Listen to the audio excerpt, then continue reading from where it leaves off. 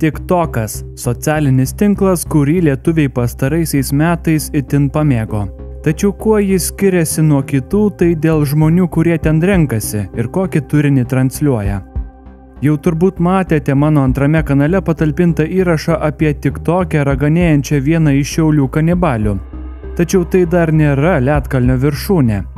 Nors platformoje ir yra keletas normalių kūrėjų, dauguma ten pamiršta, jog internetas yra vieša erdvė ir Lietuvos Respublikoje egzistuoja tam tikros elgesio normos.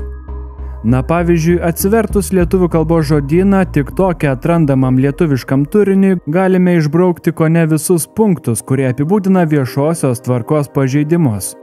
Viešosios tvarkos pažeidimais laikoma viešosios rimties trikdymas, azartiniai lošimai ir būrimas viešosiose vietose, lindinių laikymas, vertimasis prostitucija, alkoholinių gėrimų gėrimas ar buvimas girtam viešosiose vietose ir taip toliau. Gaila, tačiau netrodo, kad TikTok'e talpinamą turinį kas nors reguliuotų. Ten užsukę vaikai gali prisižiūrėti tokių dalykų, kurie gali ne juokais sutraumuoti. Kaip pavyzdžiui vyras, kuris gyvos transliacijos metu nužudė savo draugą, bet apie tai šiek tiek vėliau. Daugiausiai nesąmonių žmonės pridaro save transliuodami gyvai. Čia apstu visko, ypatingai alkoholinių gėrimų vartojimo. Gerai, galim išjungti tave, piesim belę ką čia.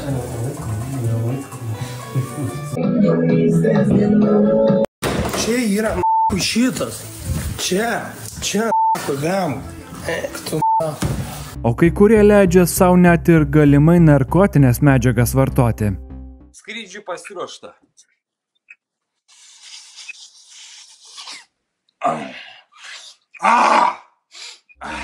Na, o privartojus psichiką veikiančių medžiagų ar velniai žino ko prasideda rodeo, kuriuos net sunku apibūdinti. Iš balkonų skrenda televizoriai, dūžta langai, sienos ir kitas turtas. Nu ir gerai,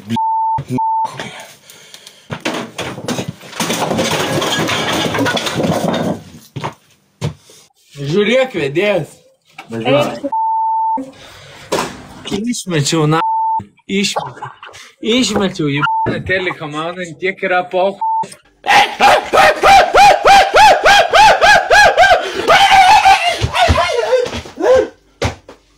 tik tai mentai va šitiek moka, o daugiau jūs nieko nemoka.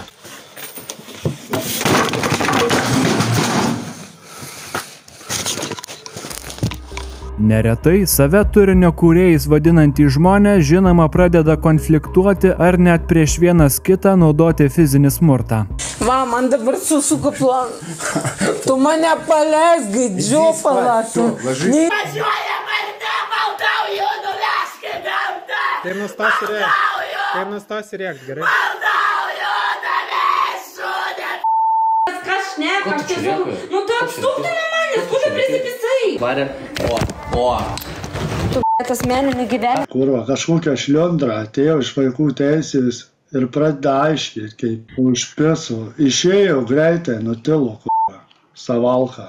Kurva, pisate galvas į sieną, tai tos vaikų teisės. Kaip jums atrodo, ar toks viešas turinys mūsų visuomenėje yra normalus ir gerbtinas? Nors pas tokius veikėjus dažnai apsilanko policijos pareigūnai, jų elgesio tai nepakeičia. Jo. O aš negaliu filmuoti? Aš stotelėje laukiu, autobusu laukiu. Aš laukiu, draugo atvažiuoja, mane pasiema. Galima taip ar ne? Negalima, kodėl? Galvosite, o kodėl visą tai transliuoti? Kodėl kelti tokį turinį viešai? Na, tokį elgesį skatina patys žiūrovai, kurie už pinigus pirktas dovanėles, kurias vėliau gavėjai gali išsigryninti, ar bankiniais pavedimais remia tokias personas. Kai kurie jų suįžūlėję net pradeda viešai prašyti išmaldos ir elgetauti. Kad negalvotumėt, jog tokiais terminais švaistausi neteisingai, galime paskaityti šių žodžių apibrėžimus, o jūs nuspręsite, ar tai atitinka realybę. Elgetauti, prašinėti išmaldos. Išmalda iš pasigailėjimo duota dovana. Išmaldos pagalba gautus pinigus TikToko veikėjai panaudoja įvairiems dalykams, pavyzdžiui, alkoholiui, nuomai, transportui ar maistui. Aš tai klausiu, kodėl tu prašinėjai pinigų pas žmonės? O kodėl tu prašinėjai pinigų? O kodėl tu prašinė pinigų. Nu. Pastoji gali dirbti, ubagas. Bomas, sako, jeigu neturi man kapėko semestrai, tai tau reikia dirbti, ne man. Atsiųskit pinigų. Gerai, baigė šitą NPC ir sportą pašal. Net kepurės negali numest. Nu, debilai esat kažkokie. Kiek iš 1100 žmonių man įmetė po eurą? Kiek? Gerai, nu, prie konteinerio pernakvosiu, nu man nu. Mes renkam pinigus, kad mes galėtume kažkur nueit pagerti. Metam į sąskaitą. Jeigu mes nesurenkam 100 eurų, mieste laivo nebus tikrai. Maždaug kiek čia reikia surinkti, man 3000 mažiausiai. Jeigu galit padėti, PayPalas mano yra PayPalas yra nurodytas mano anketai. Gali 1 kitą eurą, 2 ar kiek, tai nesvarbu kiek.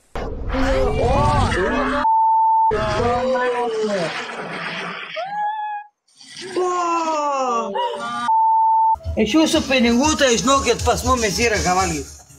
Pas mumis yra ką valgyt ir taip toliau ir panašiai. Bet iš jūsų pinigų biškį pagerim. Prašau, draugai, nu, mėsku tą čiriką, Vypi saliutą ir pasirūrino. O man metam TikToko ženkliukus. Lukai, man kaip dantys skauda. Nu, nesurinksi man, Lukai, ant dančio taisymo, aš tai užmušiu. O, Simona, ačiū.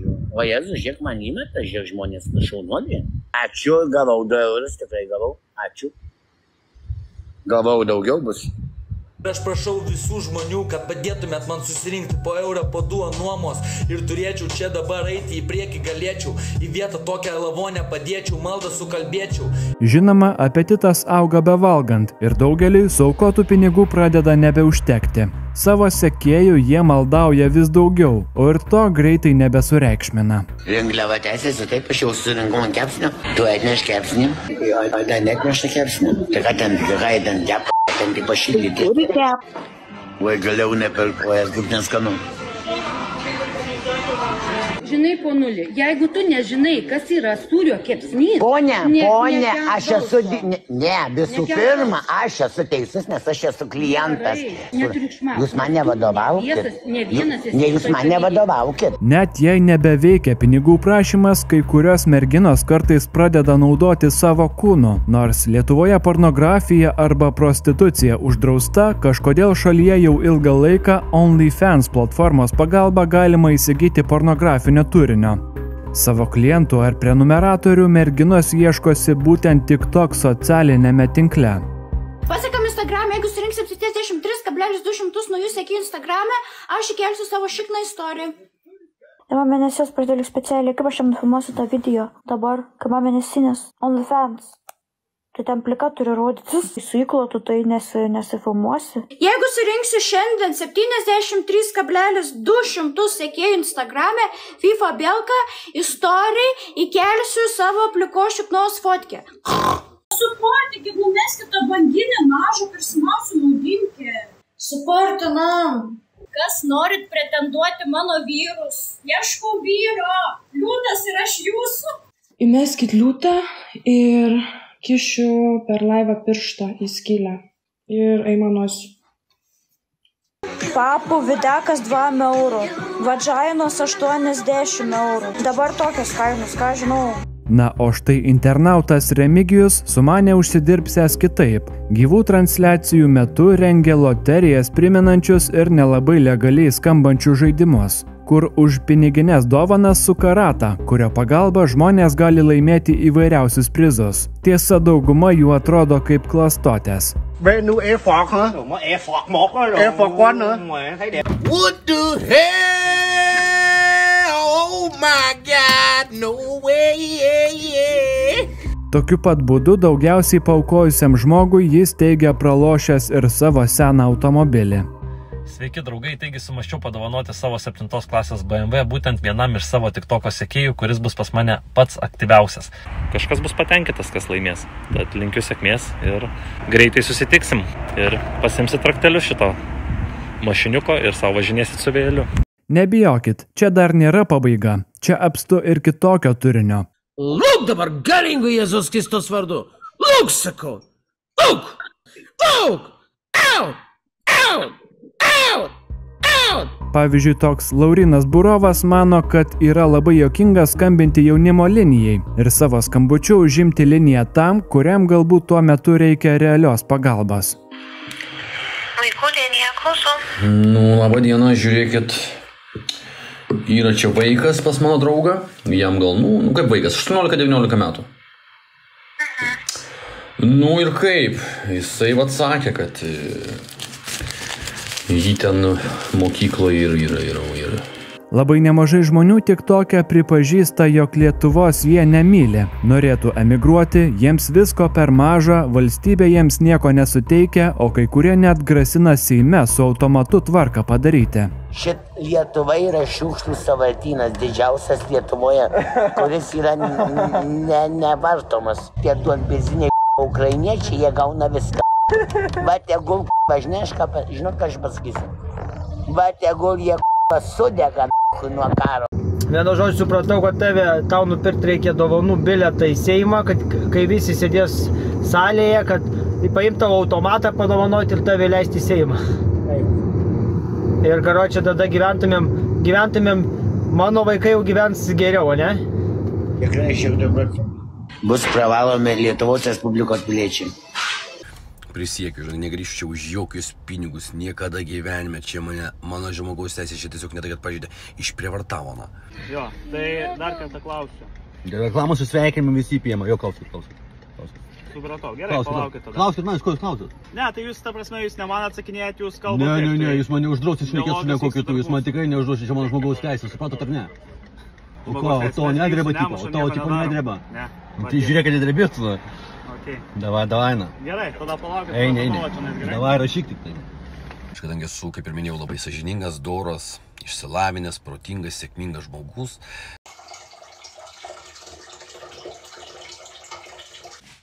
Žiūrėk, į polą, žiūrėk.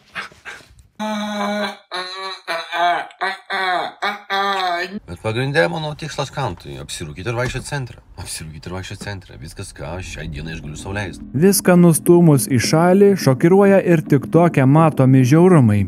Tikriausiai pamenate visai neseniai gyvos transliacijos metu savo į pilvą daug kartų bedusi žmogų, kuris vėliau buvo rastas negyvas. O štai prieš kelias savaitės vyras vardu Orestas transliavo, kaip dėl neaiškių priežasčių nužudė žmogų. Jam praradus sąmonę toliau spardė jo galvą, kol jis nustojo kvėpavęs. Įsijungiai, žinai už ko gavai, ką? Nusiklyk, įsipisinėsi, aš tavęs klausiu. Neapsimes, kad visi žartva. Aš nenorėjau. Čia žiūrėjau. Ir jokas ir verkt noris. Neverksiu, aš nelaufus. O suimtas ir nuo visuomenės atskirtas jis buvo tik tada. Ne tuomet, kai ištisus mėnesius terorizavo savo kaimynus, pareigūnus ir kitus žmonės. Gaidytų! Laimingas! Ką darom, ne? Darom prikolus. Kviesk mentus, lošką. Man dužo stiklas. Man neįdomu, jie mašina. Man neįdomu. Все. Visą gerą, geros dienos. Nebėra. Aš nieko nesmatau. Nebėra. Man. Aš pasakiau, kad man reikia.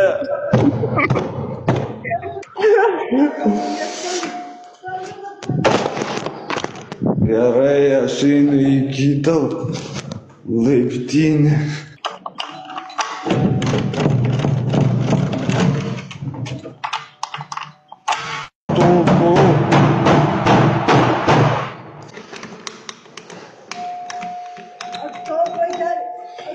Orkė, davai, nelys prie tos babutės.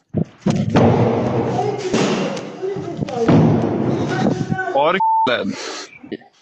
Žulis persiriejuna. Tu esi. Jebana. Koks tavo vardas? Tu ten daužais. Žiūrėktuvėlį. Atidurnas. Pala, vaikinė. Ką tau reikia? Žiūrėktuvėlį pasakiau. Kas yra? Nueik visą chatą aptikrink. Durnelė, nieko nėra. Čia mane durnelė, tu ne. Durnelė, dabar įžeidinėsiu, tol kol išeisi. Praeis. Atvara, mentai, atvara, mentai. Čia kaip linksma bus. Mentai, atvara. Ai, aš vageriu savo. Ko aš galiu pridaryti, ko aš galiu?